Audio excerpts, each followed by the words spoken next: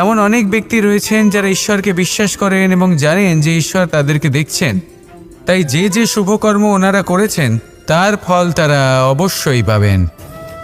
এবার আপনি ভয় পেয়ে ঈশ্বরকে বিশ্বাস করবেন নাকি বিশ্বাসের দ্বারা ঈশ্বরকে বিশ্বাস করবেন, সেই সিদ্ধান্ত আপনারই। কিন্তু হ্যাঁ, যদি আপনার মনে ঈশ্বরের জন্য কোনো স্থান থাকে, যদি আপনার কোনো ইষ্ট থাকেন, যদি আপনি কাউকে ঈশ্বর মনে করেন, যার প্রত্যেক আদেশ আপনি পালন করে থাকেন, তাহলে বলি ঈশ্বর কখনো আপনাকে অনুচিত পথে চালিত করবেন না।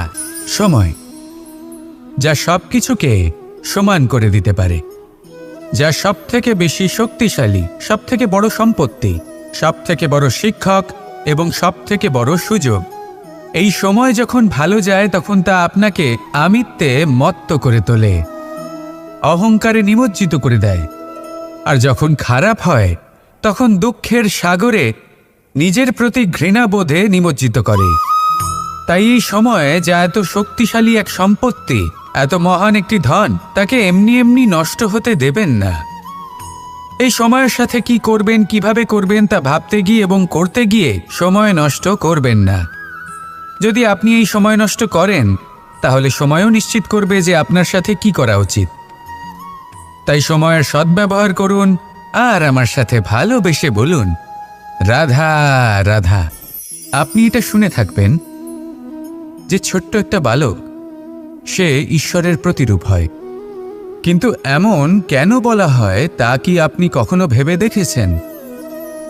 আমি আপনাকে বলছি, কোনো একটা ছোট্ট বালককে দেখুন, সে কি করে? সকলকে সমান চোখে দেখে। ওর মনে না কোনো ছলনা রয়েছে, না কোনো কপটতা, না অহংকার রয়েছে, আর না কোনো বিষয় নিয়ে কোনো চিন্তা। সকলকে সে সমান চোখে দেখে আর নিজের মধ্যেই প্রসন্ন থাকে, সকল বিকার থেকে মুক্ত। এগুলোই তো সেই গুণ সেই বালকের মধ্যে, যা হলো ঈশ্বর স্বরূপ। এবার ভেবে দেখুন, যদি প্রত্যেকটা মানুষ এই ছোট বালকের মতো সেই সব গুণ নিজের মধ্যে জাগ্রত করে তোলে, তাহলে কি হবে? তারাও ঈশ্বর তুল্য হয়ে উঠবে। তাই আপনিও এটাই করুন, নিজের মনকে বিকার মুক্ত করুন সেই ছোট্ট বালকের মতো। মনের মধ্যে না কোনো চিন্তা রাখবেন, না মোহ, না ক্রোধ, না কোনো রকমের ছলনা বা কপটতা। সবাইকে সমান চোখে দেখুন আর নিজের মনেই প্রসন্ন থাকতে শিখুন। এই মন প্রেমময় হয়ে বলবে, রাধা রাধা। জীবনে সাফল্য লাভ করতে হলে মানুষকে উচিত পথে চলতে হবে, কিন্তু তার থেকেও বেশি গুরুত্বপূর্ণ হলো এটা বোঝা যে সেই পথে চলতে চলতে কখন আমাদের দাঁড়াতে হবে আর কখন আমাদের চলতে হবে। এই শিক্ষা অত্যন্ত গুরুত্বপূর্ণ।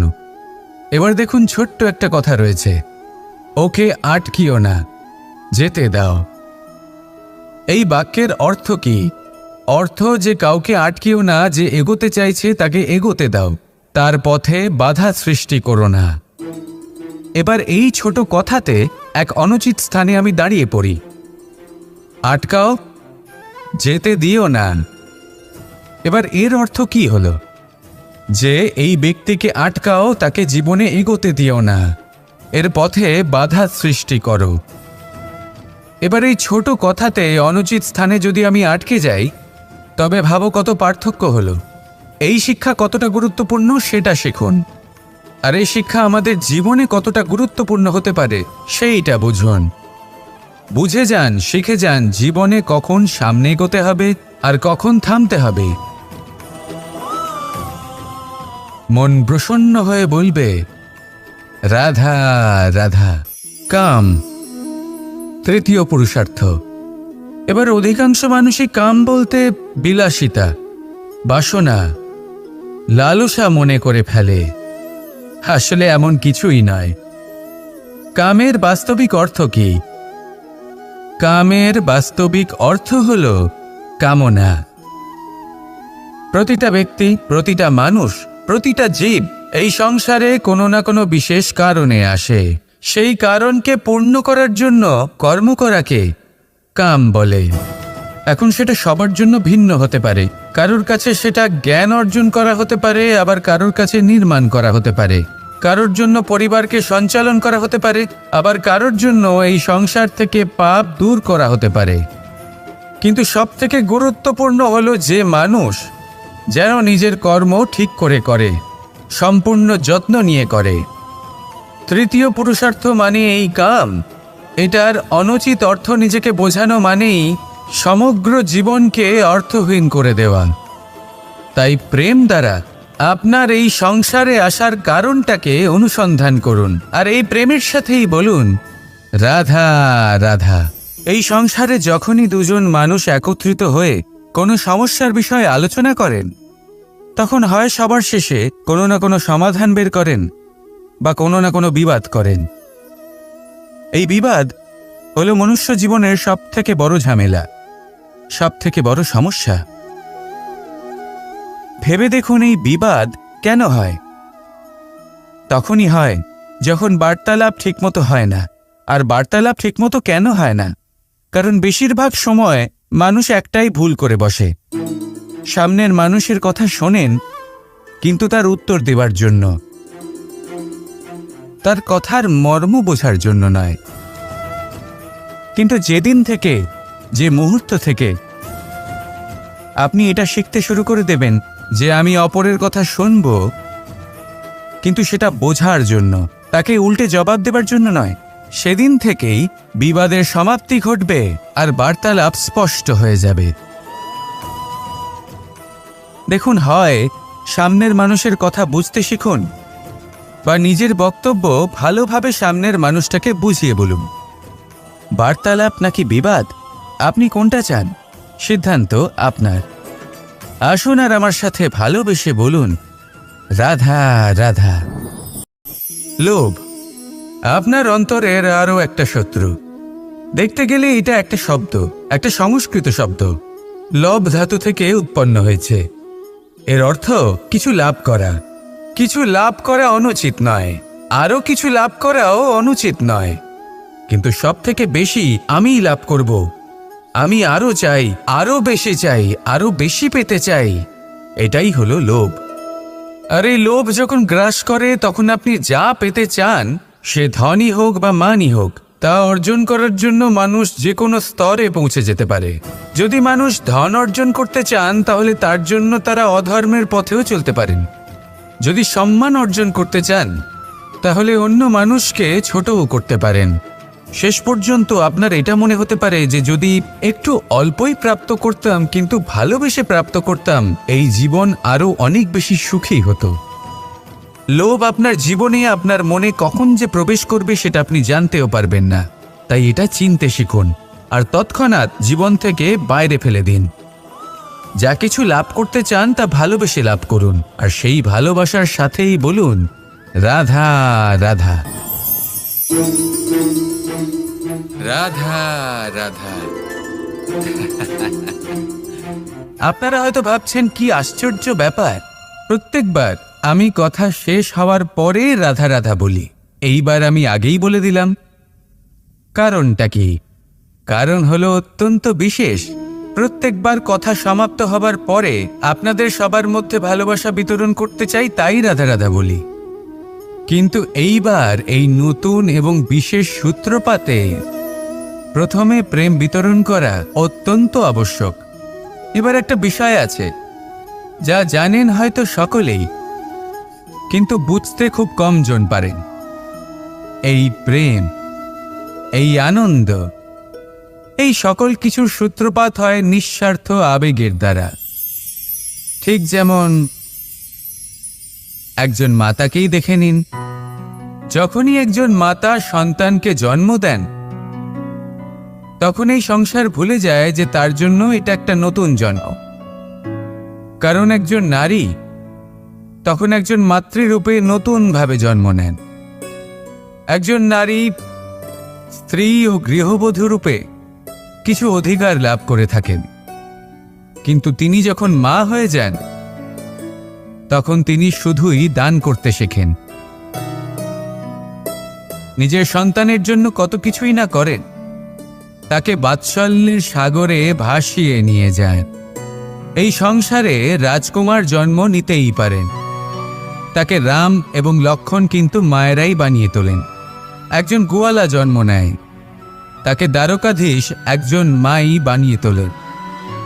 পিতা হলেন সেই পর্বত যার একটা অংশ হলো তার সন্তান, কিন্তু মা হলেন সেই শিল্পী যিনি একটা পাথরকে খোদাই করে এমন এক মূর্তি গড়ে তোলেন যাকে সকলে পূজনীয় মনে করেন। তাহলে স্মরণ করুন সেই সকল মুহূর্ত যেগুলি আপনি নিজের মাতার সাথে অতিবাহিত করেছেন। অনুভব করতে পারবেন যে কিভাবে এক মুহূর্তেই এই মন প্রফুল্ল হয়ে ওঠে। এবারের কারণ কি? এর কারণ হলো এই জীবনের আসল দ্বারই হলো মমতা।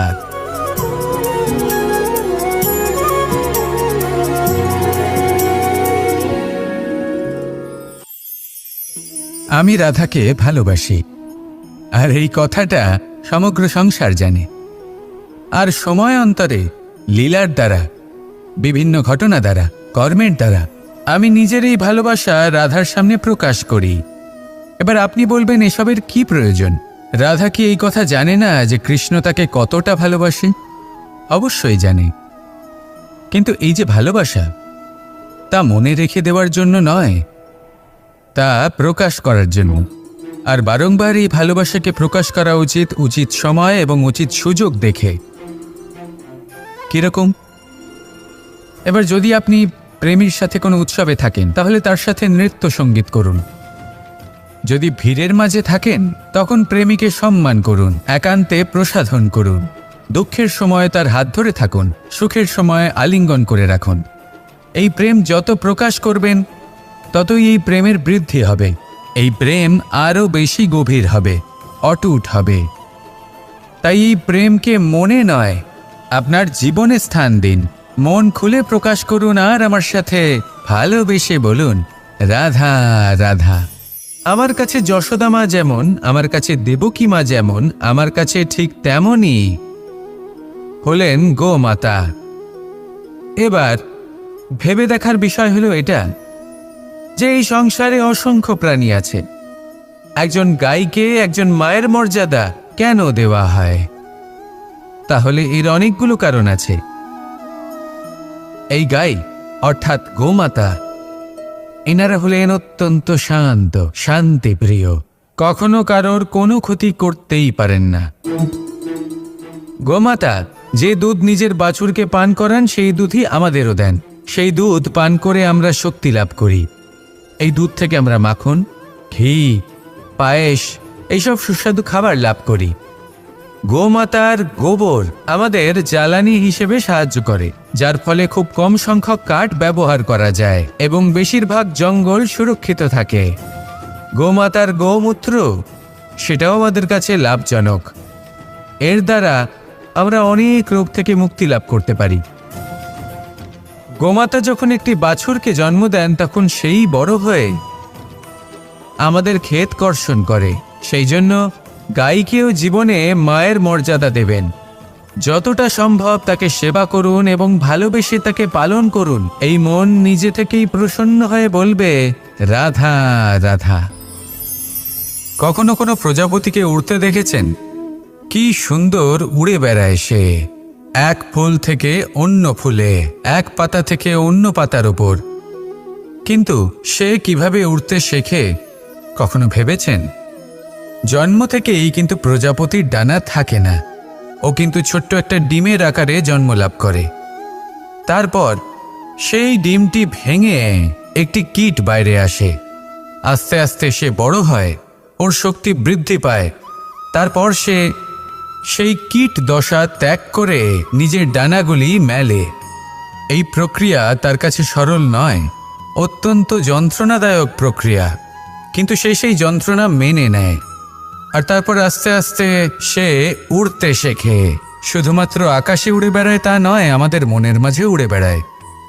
এবার এই ডিম থেকে প্রজাপতি হয়ে ওঠার যে যাত্রা, এটা যতটা কঠিন, ততটাই কঠিন হয় এই সংসারে শ্রেষ্ঠ কর্ম করা, ততটাই কঠিন হয় এই সংসারে মহান হয়ে ওঠা। সেই জন্য প্রয়োজনীয় প্রচেষ্টা এবং সময়। নিরন্তর প্রচেষ্টা করতে থাকুন, পর্যাপ্ত সময় নিন এবং আপনি নিজেকে এই আকাশে উড়ন্ত অবস্থায় পাবেন। আসুন আমার সাথে ভালোবেসে বলুন, রাধা রাধা। বিগত দিনের কিছু কথা মনে পড়ে গেল। এক অদ্ভুত ঘটনা যা অমূল্য শিক্ষা দিয়ে যেতে পারে। বিষয় হলো যক্ষের সাথে যুধিষ্ঠিরের কথোপকথন। একবার যক্ষ যুধিষ্ঠিরকে জিজ্ঞেস করলেন, ওনাকে বললেন যে আমার কিছু প্রশ্নের উত্তর যদি আপনি দিতে পারেন তাহলে আমি আপনার বাকি ভ্রাতাগণকে আবার জীবিত করে তুলব। সেগুলোর মধ্যে খুব গুরুত্বপূর্ণ আর কঠিন একটা প্রশ্ন ছিল, এই সংসারে সব থেকে শ্রেষ্ঠ আশ্চর্য কোনটি? এই প্রশ্ন আমি আপনাকে জিজ্ঞেস করছি। এবার কেউ বলবেন স্বর্ণ দ্বারা নির্মিত লঙ্কা, এটি হলো সংসারের সব থেকে বড় আশ্চর্য। কেউ বলবেন বরফে ঢাকা সেই পর্বত যা আকাশ স্পর্শ করে। কেউ বলবেন সেই সমুদ্র যার গভীরতা মাপা অসম্ভব ব্যাপার। কেউ বলবেন সেই বায়ু যা আমরা দেখতে পাই না কিন্তু তা আমাদের জীবন দান করে। সংসারের সব থেকে বড় আশ্চর্য কি, সেই প্রশ্নের উত্তর যুধিষ্ঠির দিয়েছিলেন, আর তা ছিল শ্রেষ্ঠ উত্তর এবং উচিত। উনি বলেছিলেন যে সংসারে প্রতিদিন কোনো ব্যক্তি জন্ম লাভ করেন আর কোনো ব্যক্তি মৃত্যুও লাভ করেন। এবার এই কথাটা সবাই জানেন, সবাই বোঝেন যে যখন জন্মেছি তখন কোনো একদিন আমিও অবশ্যই মৃত্যু লাভ করব। এবার যখন এই কথা প্রত্যেকটা মানুষ জানেন, তখন কেন প্রত্যেক মানুষ এই চিন্তায় থাকেন, এই নিয়ে কষ্ট পান, এই নিয়ে ব্যাকুল হয়ে থাকেন যে উনি একদিন মৃত্যু লাভ করবেন, তার থেকে দূরে পালাতে চেষ্টা করেন? বলেন যে আমি মৃত্যু লাভ করতে চাই না। কেন? যেখানে কোনো না কোনো দিন এটা অবশ্যই হবে। এ হলো ব্রহ্ম সত্য। এই যে ব্যাকুলতা, এই ভয়, এই যন্ত্রণা, এই চিন্তা তার মনকে বাঁচতেই দেয় না, এই জীবন অনুভবই করতে দেয় না। সেই জন্য এই চিন্তা, ব্যাকুলতা, ভয় এসবের কি লাভ? কোনো লাভ নেই। সেই জন্য যতক্ষণ জীবনযাপন করছেন প্রত্যেক মুহূর্ত যেন শ্রেষ্ঠ হয়, আনন্দময় হয়, প্রেমের দ্বারা পরিপূর্ণ হয়, সেই চেষ্টা করুন। চেষ্টা করুন যাতে আপনি যে কাজ করছেন তার দ্বারা যেন অন্যের মঙ্গল হয়। এই প্রচেষ্টাই আপনার জীবনকে প্রসন্নতা আর প্রেম দ্বারা ভরিয়ে তুলবে। এই মন সুপ্রসন্ন হয়ে বলবে, রাধা রাধা। আজ আমরা দুই ধরনের ব্যক্তির বিষয়ে কথা বলবো। প্রথমজন হলেন যে প্রয়োজনের থেকে অনেক বেশি পরিমাণ ধন উপার্জন করে থাকেন। তার কাছে ততটা ধন থাকে যতটা তার প্রয়োজনও নেই, তারপরেও আরও ধন উপার্জন করতে চেষ্টা করতে থাকেন। সকল সম্ভব চেষ্টা করেন, সকল সম্ভব কর্ম করেন, তা সে উচিত কর্ম হোক বা অনুচিত, তাতে তাদের কিছুই যায় আসে না। তারা শুধুই এই সংসারের সকল সুখ ভোগ করতে চান, সকল স্বাচ্ছন্দ্য লাভ করতে চান। আজীবন তারা প্রচেষ্টাই করতে থাকেন। এবার এই করতে গিয়ে তারা ভারাক্রান্ত হয়ে সমস্যার সম্মুখীন হন। এনাদের সমগ্র জীবন এই চেষ্টাতেই চলে যায়, জীবন যাপন করার বদলে। অন্যদিকে আরেকজন ব্যক্তি যিনি জানেন তার প্রয়োজন কতটুকু আর শুধুমাত্র সেই পরিমাণ ধন অর্জন করেন, তার থেকে বেশি একটুও নয়। উনি যদি দুবেলা খেতে পান, মাথা গোজার ঠাঁই পেয়ে যান, সেটাই পর্যাপ্ত। তাতেই তিনি আনন্দে জীবন যাপন করেন, না কোনো বৃথা চিন্তা করেন, না কোনো বৃথা কষ্ট করেন। এবার আমি আপনাদের জিজ্ঞেস করব, এই দুই ব্যক্তির মধ্যে আপনি কোন ব্যক্তি হতে চাইবেন? বেশিরভাগ মানুষ এটাই বলবেন যে আমরা সেই দ্বিতীয় মানুষ হতে চাই যারা সন্তুষ্ট। কিন্তু যদি মন দিয়ে দেখেন, আপনিও সেই কর্মই করছেন যা প্রথম ব্যক্তি করেন। আপনারা সবসময় চেষ্টা করে চলেছেন, এটাও লাভ করতে হবে, ওটাও লাভ করতে হবে, আমার এটারও প্রয়োজন, ওটারও প্রয়োজন। আপনি অনেক কিছু লাভ করেছেন, কিন্তু প্রশ্ন এটাই যে আপনার কি সেই সব কিছুর প্রয়োজন রয়েছে? এর উত্তর আপনার অন্তর্মনে রয়েছে। আপনার মন জানে যে আপনার প্রয়োজন কতটুকু। সেখানে গিয়ে দেখুন। সন্তুষ্টি মানুষকে আনন্দ দেয়, মানুষ যতটা সন্তুষ্ট হবে ততটাই সে আনন্দ লাভ করবে। এবার আপনাকে এই সিদ্ধান্ত নিতে হবে যে আপনি কখন আর কোথায় সন্তুষ্টি লাভ করবেন, কত কিছু লাভ করার পরে সন্তুষ্ট হবেন। এই উত্তর আপনি মন থেকে পাবেন। এই সমাজের চাহিদায় জড়িয়ে নিজেকে বিভ্রান্ত করবেন না। নিজের অন্তরের এই মিথ্যে অহংবোধকে প্রশ্রয় দিতে গিয়ে যদি আপনি এরকম প্রয়াস করতে থাকেন, তাহলে জীবনযাপন কখন করবেন? থেমে যান, শান্ত হয়ে যান, নিজের অন্তর মনে নিমজ্জিত হয়ে দেখুন যে সন্তুষ্টি কোথায়। এই সন্তুষ্টি লাভ করুন। এই মন প্রসন্ন হয়ে বলবে, রাধা রাধা। আমরা সবাই জীবনে সুখ লাভ করতে চাই। শুধু জীবনই কেন, জীবনের পরেও আমরা সুখ লাভ করতে চাই। আমরা সকলে স্বর্গের কামনা করি। কিন্তু খুব সহজ একটা কথা, যদি আপনি স্বর্গ লাভ করতে চান তাহলে প্রথমে মৃত্যু লাভ করতে হবে। আপনি যদি প্রাণই না দেন তাহলে আপনি স্বর্গ লাভ কিভাবে করবেন, তাই না? শুধু এই ছোট্ট একটা বিষয় দ্বারা আমরা জীবনে অনেক কিছুই শিখতে পারি। যদি আপনার কোনো লক্ষ্য থাকে, কোনো মনোবাঞ্ছিত স্থান থাকে, কোনো বড় কাজ আপনি করতে চান, তাহলে সেই সবই হবে। কিন্তু শুধুমাত্র কামনা করলে হবে না, আপনাকে কর্ম করতে হবে, নিরন্তর প্রয়াস, পরিশ্রম, পথ খুঁজতে হবে, সামনে অগ্রসর হতে হবে। কখনো অসফল হলে তার কারণ খুঁজতে হবে, বিপদের সম্মুখীন হতে হবে, অন্তর থেকে নিজের শক্তি বাড়িয়ে তুলতে হবে। তবেই আপনি নিজের লক্ষ্য লাভ করতে পারবেন, মনোবাঞ্ছিত স্থান পাবেন। মহানদী গঙ্গা একটি বিন্দু দ্বারা শুরু হয়, ধীরে ধীরে অগ্রসর হয়। কোনো পাথরে ধাক্কা খেলেও সে থামে না, বরং এগোতেই থাকে। তারপরেই সে মহান নদী গঙ্গা হয়ে উঠতে পারে। পরিশ্রম করুন, লক্ষ্য লাভ করুন, আর আমার সাথে ভালোবেসে বলুন, রাধা রাধা। মাতা পিতার মনে সবসময় এই বাসনা বাস করে যে ওনাদের সন্তানের যেন মঙ্গল হয়। নিজের সন্তানকে সেই সবকিছু দেবার সবসময় চেষ্টা করতে থাকেন যেগুলো তারা নিজেরা নিজেদের জীবনে কখনো পেতে পারেননি। এবং এই প্রক্রিয়ায় সবথেকে গুরুত্বপূর্ণ বিষয়টি ভুলে যান, নিজের সন্তানকে সেই জিনিস দেওয়া যেটা উনি সবথেকে আগে পেয়েছেন। আমি ধনের কথা বলছি না, আমি বলতে চাইছি নিজের অভিজ্ঞতা দ্বারা ওনারা যে মানসিক স্থিতি লাভ করেছেন,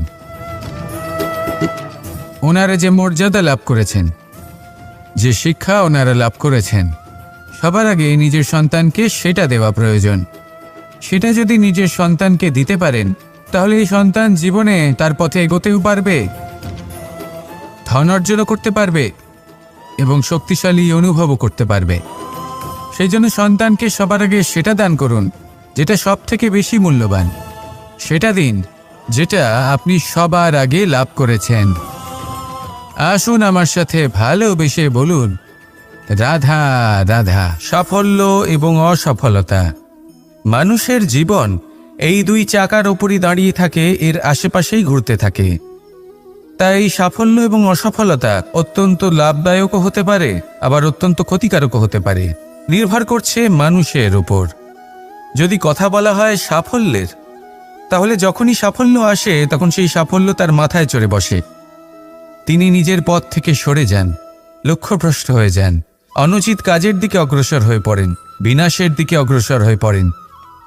কিন্তু সেই সাফল্য যদি মাথায় চড়তে না দিয়ে মনের মাঝে বাস করে, তাহলে সে নিজের সাফল্য অনুভব করতে পারবে, নিজের কর্তব্য অনুভব করতে পারবে, ভাববে যে কিভাবে এই সাফল্য দ্বারা সমাজের কিছু মঙ্গল করা যেতে পারে, আর সেই সাফল্যই তার জন্য বরদান হয়ে যাবে। এবার যদি কথা বলি অসফলতার, তাহলে যখনই অসফলতা আসে তখন মানুষ তাতে মন খারাপ করে বসেন, দুঃখী হয়ে পড়েন, হেরে গেছেন বোধ করেন, জীবনের সামনে অগ্রসর হওয়ার সাহস করতেই পারেন না। তার কি করা উচিত? তার মন থেকে না ভেবে মস্তিষ্কের দৃষ্টিভঙ্গি দিয়ে ভেবে দেখা উচিত যে আমি এমন কি করলাম যাতে আমি অসফল হলাম। নিজেকে শুধরে নেওয়া উচিত। তখন এই অসফলতা মানুষের কাছে আশীর্বাদ প্রমাণিত হবে, আর পরের বার তিনি অবশ্যই সফলতা লাভ করবেন।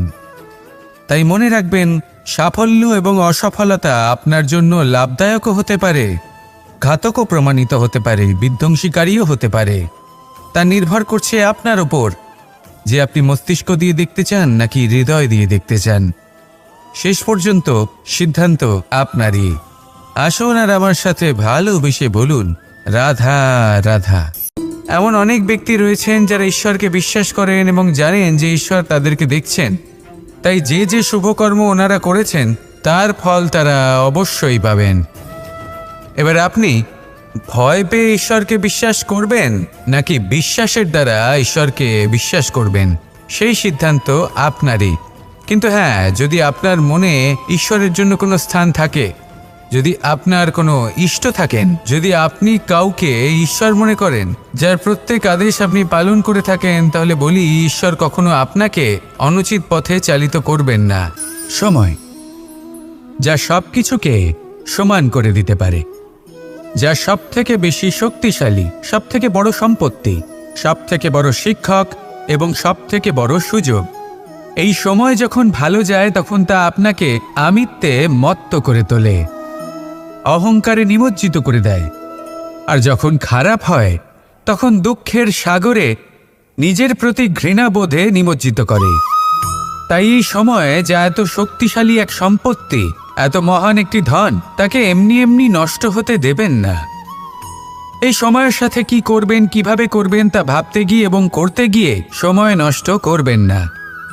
যদি আপনি এই সময় নষ্ট করেন তাহলে সময়ও নিশ্চিত করবে যে আপনার সাথে কি করা উচিত। তাই সময়ের সদ্ব্যবহার করুন আর আমার সাথে ভালোবেসে বলুন, রাধা রাধা। আপনি এটা শুনে থাকবেন যে ছোট্ট একটা বালক, সে ঈশ্বরের প্রতিরূপ হয়। কিন্তু এমন কেন বলা হয় তা কি আপনি কখনো ভেবে দেখেছেন? আমি আপনাকে বলছি, কোনো একটা ছোট্ট বালককে দেখুন, সে কি করে? সকলকে সমান চোখে দেখে। ওর মনে না কোনো ছলনা রয়েছে, না কোনো কপটতা, না অহংকার রয়েছে, আর না কোনো বিষয় নিয়ে কোনো চিন্তা।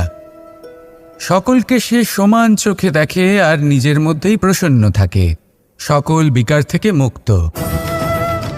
এগুলোই তো সেই গুণ সেই বালকের মধ্যে, যা হলো ঈশ্বর স্বরূপ। এবার ভেবে দেখুন, যদি প্রত্যেকটা মানুষ এই ছোট বালকের মতো সেই সব গুণ নিজের মধ্যে জাগ্রত করে তোলে, তাহলে কি হবে? তারাও ঈশ্বর তুল্য হয়ে উঠবে। তাই আপনিও এটাই করুন, নিজের মনকে বিকার মুক্ত করুন সেই ছোট্ট বালকের মতো। মনের মধ্যে না কোনো চিন্তা রাখবেন, না মোহ, না ক্রোধ, না কোনো রকমের ছলনা বা কপটতা। সবাইকে সমান চোখে দেখুন আর নিজের মনেই প্রসন্ন থাকতে শিখুন। এই মন প্রেমময় হয়ে বলবে, রাধা রাধা। জীবনে সাফল্য লাভ করতে হলে মানুষকে উচিত পথে চলতে হবে, কিন্তু তার থেকেও বেশি গুরুত্বপূর্ণ হলো এটা বোঝা যে সেই পথে চলতে চলতে কখন আমাদের দাঁড়াতে হবে আর কখন আমাদের চলতে হবে। এই শিক্ষা অত্যন্ত গুরুত্বপূর্ণ। এবার দেখুন, ছোট্ট একটা কথা রয়েছে, ওকে আটকিও না, যেতে দাও। এই বাক্যের অর্থ কি? অর্থ যে কাউকে আটকিও না, যে এগোতে চাইছে তাকে এগোতে দাও, তার পথে বাধা সৃষ্টি করো না। এবার এই ছোট কথাতে এক অনুচিত স্থানে আমি দাঁড়িয়ে পড়ি। আটকাও, যেতে দিও না। এবার এর অর্থ কি হলো? যে এই ব্যক্তিকে আটকাও, তাকে জীবনে এগোতে দিও না, এর পথে বাধা সৃষ্টি করো। এবার এই ছোট কথাতে অনুচিত স্থানে যদি আমি আটকে যাই, তবে ভাবো কত পার্থক্য হলো। এই শিক্ষা কতটা গুরুত্বপূর্ণ সেটা শিখুন, আর এই শিক্ষা আমাদের জীবনে কতটা গুরুত্বপূর্ণ হতে পারে সেইটা বুঝুন। বুঝে যান, শিখে যান জীবনে কখন সামনে এগোতে হবে আর কখন থামতে হবে। মন প্রসন্ন হয়ে বলবে, রাধা রাধা। কাম তৃতীয় পুরুষার্থ। এবার অধিকাংশ মানুষই কাম বলতে বিলাসিতা, বাসনা, লালসা মনে করে ফেলে। আসলে এমন কিছুই নয়। কামের বাস্তবিক অর্থ কি? কামের বাস্তবিক অর্থ হল কামনা। প্রতিটা ব্যক্তি, প্রতিটা মানুষ, প্রতিটা জীব এই সংসারে কোনো না কোনো বিশেষ কারণে আসে।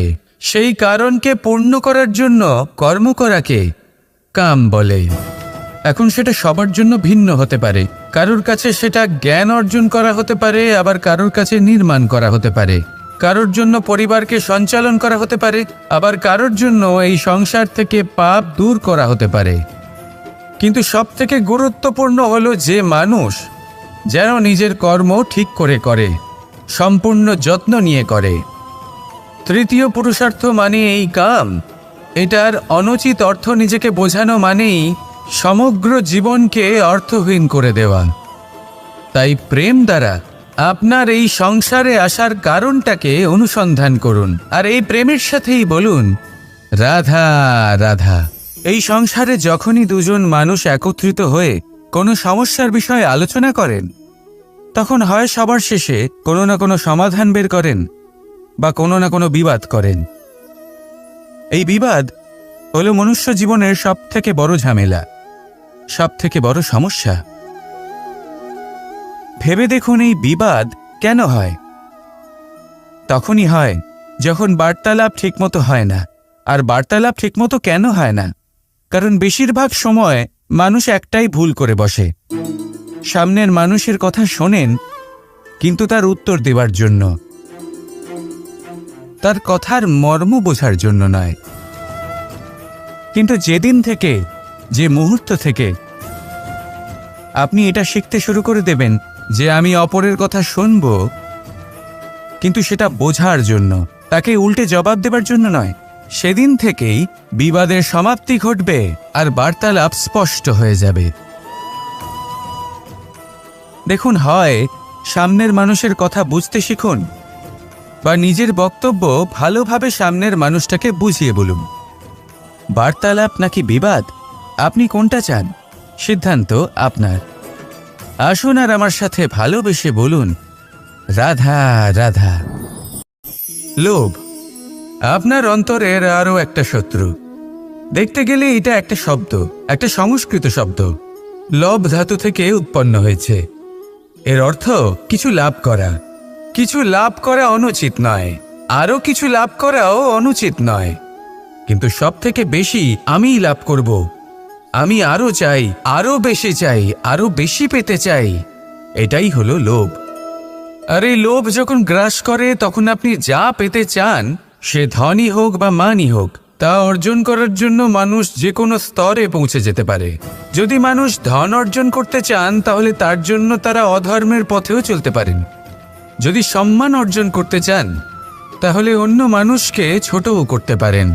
শেষ পর্যন্ত আপনার এটা মনে হতে পারে যে যদি একটু অল্পই প্রাপ্ত করতাম, কিন্তু ভালোবেসে প্রাপ্ত করতাম, এই জীবন আরও অনেক বেশি সুখী হতো। লোভ আপনার জীবনে, আপনার মনে কখন যে প্রবেশ করবে সেটা আপনি জানতেও পারবেন না। তাই এটা চিনতে শিখুন, আর তৎক্ষণাৎ জীবন থেকে বাইরে ফেলে দিন। যা কিছু লাভ করতে চান তা ভালোবেসে লাভ করুন, আর সেই ভালোবাসার সাথেই বলুন, রাধা রাধা রাধা রাধা।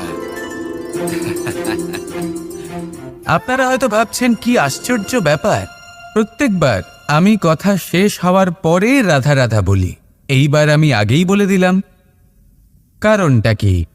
কারণ হলো অত্যন্ত বিশেষ।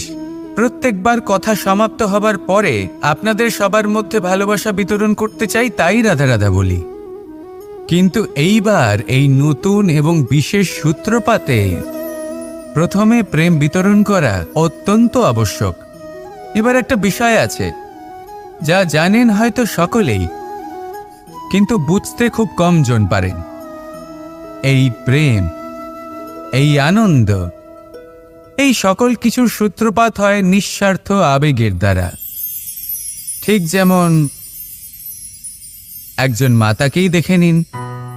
যখনই একজন মাতা সন্তানকে জন্ম দেন, তখন এই সংসার ভুলে যায় যে তার জন্য এটা একটা নতুন জন্ম। কারণ একজন নারী তখন একজন মাতৃরূপে নতুনভাবে জন্ম নেন। একজন নারী স্ত্রী ও গৃহবধূ রূপে কিছু অধিকার লাভ করে থাকেন। কিন্তু তিনি যখন মা হয়ে যান তখন তিনি শুধুই দান করতে শেখেন। নিজের সন্তানের জন্য কত কিছুই না করেন, তাকে বাৎসল্যের সাগরে ভাসিয়ে নিয়ে যায়। এই সংসারে রাজকুমার জন্ম নিতেই পারেন, তাকে রাম এবং লক্ষ্মণ কিন্তু মায়েরাই বানিয়ে তোলেন। একজন গোয়ালা জন্ম নেয়, তাকে দ্বারকাধীশ একজন মাই বানিয়ে তোলেন। পিতা হলেন সেই পর্বত যার একটা অংশ হলো তার সন্তান, কিন্তু মা হলেন সেই শিল্পী যিনি একটা পাথরকে খোদাই করে এমন এক মূর্তি গড়ে তোলেন যাকে সকলে পূজনীয় মনে করেন। তাহলে স্মরণ করুন সেই সকল মুহূর্ত যেগুলি আপনি নিজের মাতার সাথে অতিবাহিত করেছেন। অনুভব করতে পারবেন যে কিভাবে এক মুহূর্তেই এই মন প্রফুল্ল হয়ে ওঠে। এবারের কারণ কি? এর কারণ হলো এই জীবনের আসল দ্বারই হলো মমতা।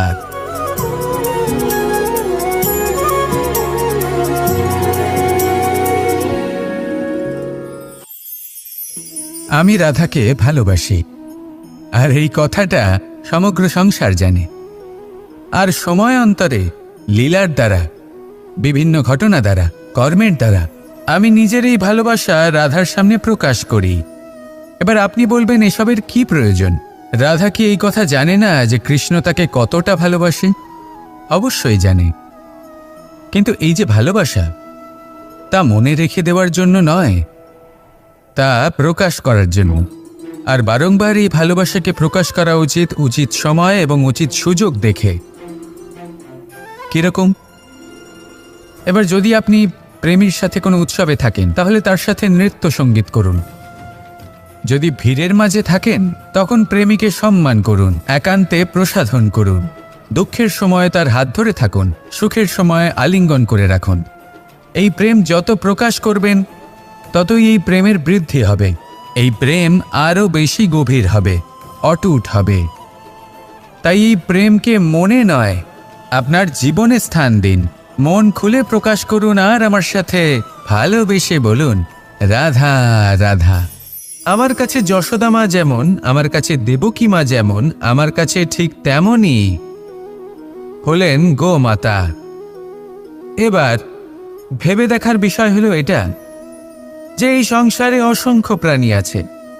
একজন গাইকে একজন মায়ের মর্যাদা কেন দেওয়া হয়? তাহলে এর অনেকগুলো কারণ আছে। এই গাই অর্থাৎ গোমাতা, এনারা হলেন অত্যন্ত শান্ত, শান্তিপ্রিয়, কখনো কারোর কোনো ক্ষতি করতেই পারেন না। গোমাতা যে দুধ নিজের বাছুরকে পান করান, সেই দুধই আমাদেরও দেন। সেই দুধ পান করে আমরা শক্তি লাভ করি। এই দুধ থেকে আমরা মাখন, ঘি, পায়েস, এইসব সুস্বাদু খাবার লাভ করি। গোমাতার গোবর আমাদের জ্বালানি হিসেবে সাহায্য করে, যার ফলে খুব কম সংখ্যক কাঠ ব্যবহার করা যায় এবং বেশিরভাগ জঙ্গল সুরক্ষিত থাকে। গোমাতার গোমূত্র, সেটাও আমাদের কাছে লাভজনক। এর দ্বারা আমরা অনেক রোগ থেকে মুক্তি লাভ করতে পারি। গোমাতা যখন একটি বাছুরকে জন্ম দেন, তখন সেই বড় হয়ে আমাদের ক্ষেত কর্ষণ করে। সেই জন্য গাইকেও জীবনে মায়ের মর্যাদা দেবেন। যতটা সম্ভব তাকে সেবা করুন এবং ভালোবেসে তাকে পালন করুন। এই মন নিজে থেকেই প্রসন্ন হয়ে বলবে, রাধা রাধা। কখনো কোনো প্রজাপতিকে উড়তে দেখেছেন? কি সুন্দর উড়ে বেড়ায় সে, এক ফুল থেকে অন্য ফুলে, এক পাতা থেকে অন্য পাতার উপর। কিন্তু সে কিভাবে উড়তে শেখে কখনো ভেবেছেন? জন্ম থেকেই কিন্তু প্রজাপতির ডানা থাকে না। ও কিন্তু ছোট্ট একটা ডিমের আকারে জন্ম লাভ করে। তারপর সেই ডিমটি ভেঙে একটি কীট বাইরে আসে। আস্তে আস্তে সে বড় হয়, ওর শক্তি বৃদ্ধি পায়। তারপর সে সেই কীট দশা ত্যাগ করে নিজের ডানাগুলি মেলে। এই প্রক্রিয়া তার কাছে সরল নয়, অত্যন্ত যন্ত্রণাদায়ক প্রক্রিয়া, কিন্তু সে সেই যন্ত্রণা মেনে নেয়। আর তারপর আস্তে আস্তে সে উড়তে শেখে। শুধুমাত্র আকাশে উড়ে বেড়ায় তা নয়, আমাদের মনের মাঝে উড়ে বেড়ায়। এবার এই ডিম থেকে প্রজাপতি হয়ে ওঠার যে যাত্রা, এটা যতটা কঠিন ততটাই কঠিন হয় এই সংসারে শ্রেষ্ঠ কর্ম করা, ততটাই কঠিন হয় এই সংসারে মহান হয়ে ওঠা। সেই জন্য প্রয়োজনীয় প্রচেষ্টা এবং সময়। নিরন্তর প্রচেষ্টা করতে থাকুন, পর্যাপ্ত সময় নিন এবং আপনি নিজেকে এই আকাশে উড়ন্ত অবস্থায় পাবেন। আসুন আমার সাথে ভালোবেসে বলুন, রাধা রাধা।